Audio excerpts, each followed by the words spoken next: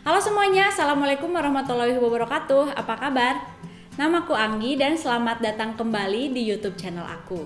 Seperti biasanya, aku akan membahas buku-buku yang inspiratif yang pastinya insya Allah akan membuat kita semakin semangat lagi untuk menjalani hari lebih baik dan lebih produktif.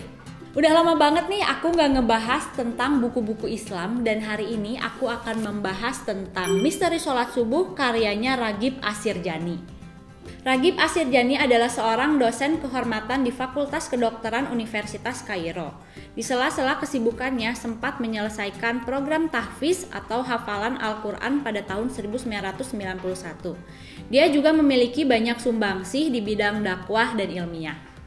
Sebagai umat muslim pastinya kita tahu bahwa sholat merupakan amalan yang sangat penting, dan saking pentingnya sholat adalah amalan yang akan dipertanggungjawabkan pertama kali pada saat hari kiamat nanti.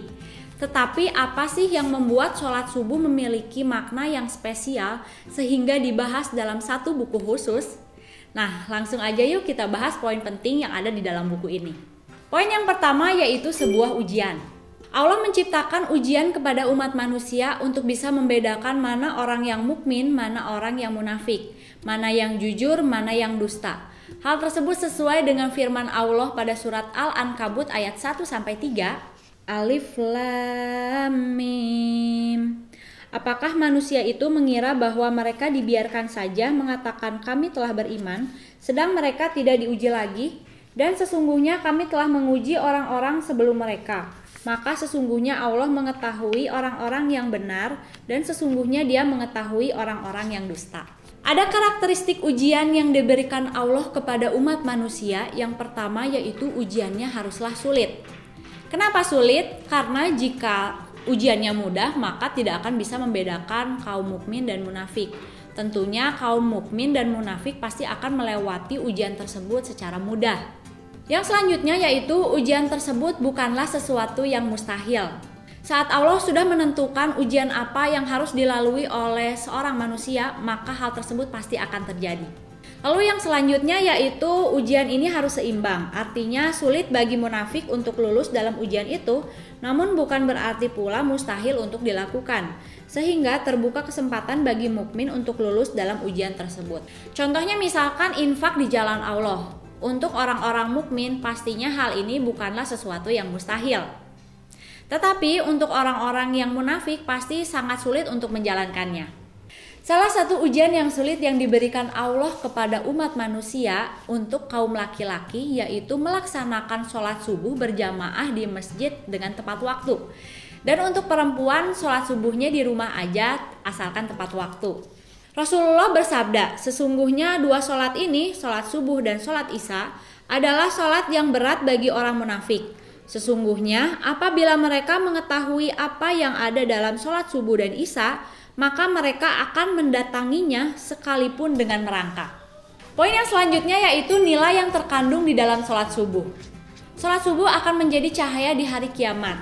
Sesuai dengan sabda Nabi Muhammad, berikanlah kabar gembira kepada orang-orang yang banyak berjalan dalam kegelapan menuju masjid dengan cahaya yang sangat terang pada hari kiamat. Allah menjanjikan surga kepada orang-orang yang melaksanakan sholat subuh. Rasulullah bersabda, barang siapa yang sholat dua waktu yang dingin maka akan masuk surga.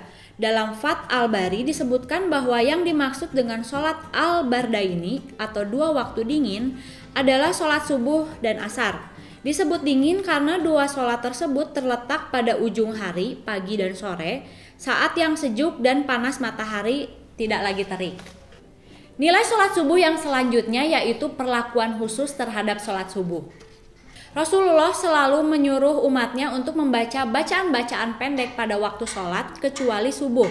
Sebagaimana diriwayatkan dari Abu Barzah Al-Aslami bahwa Rasulullah pada saat sholat subuh membaca 60-100 ayat, dan beliau pergi meninggalkan kami ketika kami sudah mengenali wajah sesama kami. Yang selanjutnya yaitu Allah memberikan janji untuk melindungi orang-orang yang melaksanakan sholat subuh. Diriwayatkan dari Jundab bin Sufyan bahwa Rasulullah bersabda, barang siapa yang menunaikan sholat subuh maka ia berada dalam jaminan Allah. Maka jangan coba-coba membuat Allah membuktikan janjinya. Barang siapa membunuh orang yang menunaikan sholat subuh, Allah akan menuntutnya sehingga ia akan membenamkan mukanya ke dalam neraka. Poin yang ketiga yaitu tips melaksanakan sholat subuh dengan mudah. Yang pertama, lakukanlah dengan ikhlas. Sholatlah hanya karena Allah, karena dengan begitu setan tidak akan mudah menggoda iman kita. Yang kedua yaitu tekad yang kuat. Jika kita memahami nilai spesial yang terkandung di dalam sholat subuh, maka kita akan mengusahakan bagaimanapun caranya untuk melaksanakan sholat subuh tepat waktu. Kita juga harus menghindari dosa. Sholat subuh merupakan hadiah yang diberikan Allah kepada orang-orang yang taat dan bertaubat. Jika hati kita dipenuhi dengan cinta kemaksiatan, maka kita tidak akan bisa melaksanakan sholat subuh. Nauzubillah min zalik ya. Jangan lupa juga untuk berdoa kepada Allah, minta dibangunkan keesokan paginya.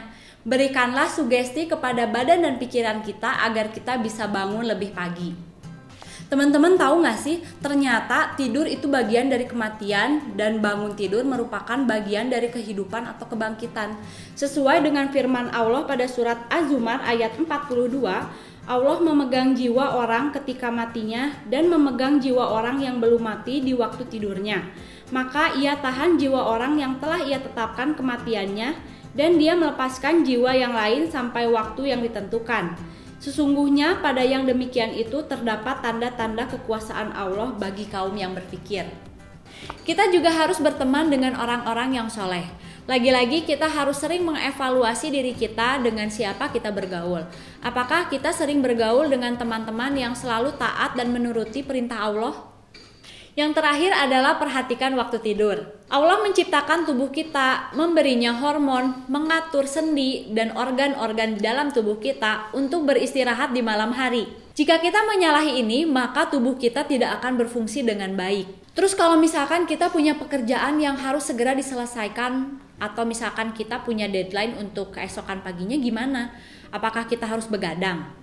Nah, lebih baik kita tidak usah begadang. Kita bangun jam 3 atau jam setengah 4 pagi sekalian sholat tahajud. Berbicara tentang sholat tahajud, apakah teman-teman tahu bahwa sepertiga malam merupakan waktu yang sangat mustajab untuk memanjatkan doa? Rasulullah pernah bersabda bahwa Allah akan turun ke langit bumi pada setiap malam ketika malam tinggal sepertiga yang terakhir. Dia berkata, mana hambaku yang berdoa untuk aku kabulkan doanya? Mana hambaku yang meminta kepadaku untuk aku penuhi permintaannya? Mana hambaku yang beristighfar untuk aku ampuni dosa-dosanya? Masya Allah, betapa baiknya Allah yang sengaja turun ke bumi hanya untuk mengabulkan doa-doa umatnya yang melaksanakan sholat tahajud dan melawan rasa kantuk dan dinginnya pagi hari. Bukankah kita lebih semangat untuk bangun sedikit lebih pagi untuk melaksanakan sholat tahajud sekalian sholat subuh tepat waktu? Buku ini lumayan bagus lah untuk dibahas, walaupun memang disayangkan sekali ada beberapa poin yang menurut aku kurang detail. Tetapi buku ini cukup mengingatkan kita semua bahwa sholat subuh sepenting itu. Saking pentingnya sholat subuh, saat kita melaksanakan sholat subuh itu ditemani langsung sama malaikat. Tetapi mustahil gak sih untuk melaksanakan sholat subuh? Misalkan kita ngerasa kita itu bukan morning person, jadi kita sulit banget untuk bangun pagi. Teman-teman kalau misalkan berangkat kerja atau ada kuliah pagi, biasanya bangunnya jam berapa? Misalkan kita janjian sama bos kita di kantor jam 6:30 pagi. Kita mengusahakan bagaimanapun caranya supaya nggak bangun kesiangan. Alih-alih biar nggak dimarahin bos dan pekerjaan kita bisa lancar. Untuk urusan duniawi yang hanya sementara aja kita bisa mengusahakan sebegitu besarnya. Bagaimana dengan urusan akhirat yang perkaranya sudah jelas? Pasti kita bisa kok untuk bangun pagi dan melaksanakan tahajud dan sholat subuh tepat waktu. Kalau menurut aku, waktu di pagi hari itu ibaratnya golden hour yang sayang banget untuk kita lewatkan hanya untuk sekedar bermalas-malasan dan tidur. Sebuah penelitian mengatakan bahwa tubuh kita, terutama otak kita, akan berfungsi dengan maksimal di pagi hari. Hal ini artinya pagi hari merupakan waktu yang sangat baik untuk melakukan aktivitas positif seperti bekerja, belajar, beribadah, berdoa, dan memberikan afirmasi positif pada badan dan pikiran kita agar kita bisa melalui hari-hari dengan baik. Yuk, kita pasti bisa kok lebih semangat untuk menjalankan tahajud dan sholat subuh tepat waktu agar urusan dunia dan akhirat kita lebih diperlancar oleh Allah. Semoga kita menjadi orang-orang yang selalu diberikan kesempatan untuk bertaubat dan terus memperbaiki kualitas ibadah kita. Amin. Oke, sekian dulu pembahasan buku Misteri Sholat Subuh karyanya Ragib Ashirjani. Mungkin di antara teman-teman ada yang mau berbagi tips bagaimana agar bisa bangun lebih pagi untuk melaksanakan sholat subuh tepat waktu. Atau ada teman-teman yang pengen sharing tentang merasakan manfaat sesudah melaksanakan sholat subuh secara tepat waktu. Langsung aja tulis di kolom komentar ya. Terima kasih untuk teman-teman yang sudah menyempatkan waktunya menonton video ini dari awal sampai selesai. Dukungan dari teman-teman semua berarti banget buat aku, membuat aku semangat untuk terus memperbaiki kualitas video aku selanjutnya, dan membuat aku terus semangat untuk membagikan ilmu dan hal positif lainnya kepada teman-teman semua. Jangan lupa like, comment, subscribe, dan share video ini ke teman-teman terdekat kalian. Jangan malas baca buku ya teman-teman. See you next time. Dadah. Assalamualaikum warahmatullahi wabarakatuh.